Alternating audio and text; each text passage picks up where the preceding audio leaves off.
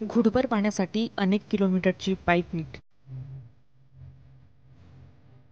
भरूणात लाडक्या बहिणींचे होतायत हाल.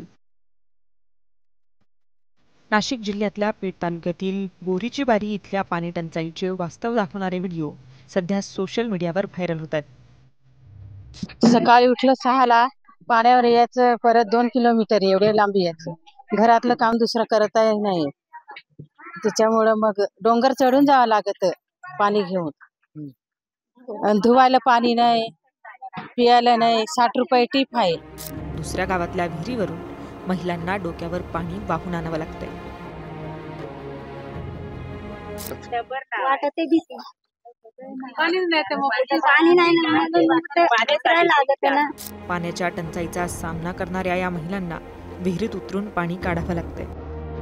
पडले त्यांना दोघी बाया, मग त्या दोराला धरून चढवल्यावर विहिरी कोरड्या पडल्या, तलाव सुकले, टँकरचं पाणी विकत घ्यायला पैसे नाही म्हणून जीवाचे हालहाल करत दिवस उजळला की या महिलांची पाण्यासाठी पायपीट सुरू होते. आता मी सकाळी 5ला उठलो, तर आता पाय माझ्या आता 2 खिपा झाले की झाले. आता घरी अजून जाता जाता टाइमच. धुना भरला का तिकडे लांब आहे तलाव, ते तलावात जाते, तिथेही पाणी कमी आहे आम्हाला. घाण घाण पाणी. मग त्यात तसं बी आणतो आम्ही धुवून कपडे, पण इतकाचं पाणी घ्यायचं असलं तर मग ते पैसा असलं तर घेतो, नसलं तर मग असंच आठवणच वाहतो. वय वाढतंय पण पाण्याच्या अडचणीमुळे कोणी मुलगी देत नाही म्हणून या गावातले तरुणही हैराण झालेत. 28-29 चालू आहे माझे वय.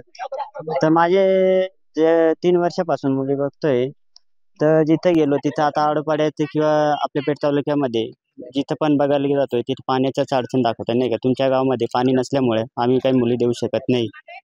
कारण मुली दिली तर पाणी कुठून एवढे लांबून, कारण आमच्या मुलीला काम तर नाही होऊ शकत एवढ्या लांबून. हांड्यावरती म्हणजे डोक्यावरती हांडे आणू नाही शकत एवढे 2-2.5 किलोमीटर पासून.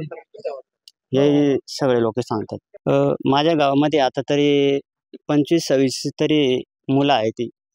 त्यांचे असेच म्हणजे हीच परिस्थिती आहे का.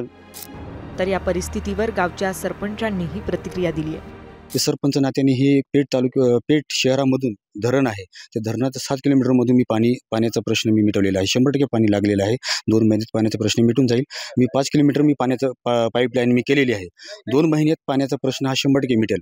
परंतु आज म्हणजे बरेच वर्षापासून, काही काळापासून ह्या गावामध्ये इतका टंचाई आहे का म्हणजे महिलांना डोक्यावरती हांडा आणावा लागतो. जनावरांची पाण्याची सोय नाही, कपड्याची धुण्याची सोय नाही. इथे शाळा आहे, अंगणवाडी आहे, अनेक म्हणजे इथं लोकवस्ती आहेत, खेडेपाडे आहेत. परंतु मी आता सरपंच नात्याने मी शासनाकडे वेळोवेळी पाठपुरावा करतो. ठेकेदारांना सांगतो का तुम्ही काम चालू करा, पाणी टंचाई आहे, हे आहे. हे दरवर्षीचा हा प्रश्न आजच आहे असा विषय नाही काही, हा दरवर्षीचा प्रश्न आहे. सरकार यावर काहीतरी मार्ग काढेल या आशेवर गावकरी आहे.